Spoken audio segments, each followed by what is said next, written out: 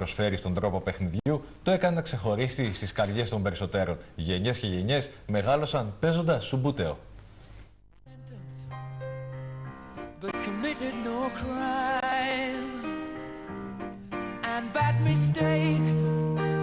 Το κουτί ανοίγει και 11 ανθρωπάκια ύψους μόλις 2 εκατοστών παίρνουν θέση στο υφασμάτινο γρασίδι.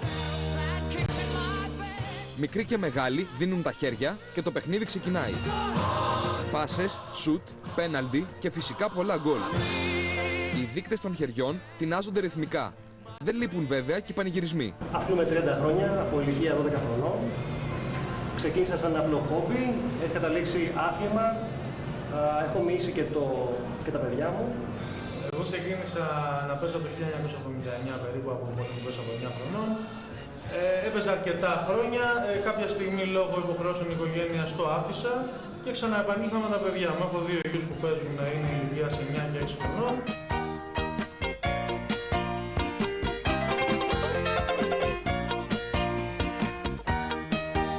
Μπορεί τα video games να κυριαρχούν τη σημερινή εποχή. Όμως, το επιτραπέζιο ποδόσφαιρο είναι εδώ και μας προκαλεί να πάρουμε θέση.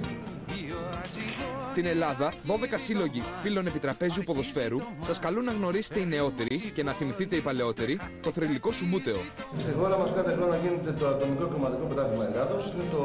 Είναι μια από τις μεγάλες διοργανώσεις. Γίνεται το κύπελλο Ελλάδος, που είναι η πιο μεγάλη διοργάνωση. Και από εκεί και πέρα υπάρχουν οι διεθνείς οργανώσεις που είναι υπό την αιγίδα της ΠΕΣΤ και του ΞΕΑΕΠ. Τον ερχόμενο Σεπτέμβριο, ο Πανελλήνιος Σύλλογος Ερασιτεχνών Αθλητών Επιτραπέζιου Ποδοσφαίρου με 26 αθλητές θα συμμετάσχει στο παγκόσμιο πρωτάθλημα που θα γίνει στο Ρότερνταμ. Εμείς τους ευχόμαστε καλή επιτυχία και πολλά γκολ.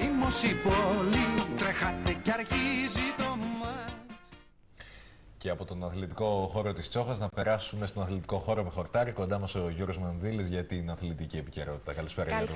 Καλησπέρα σας. Ο Ολυμπιακός δίνει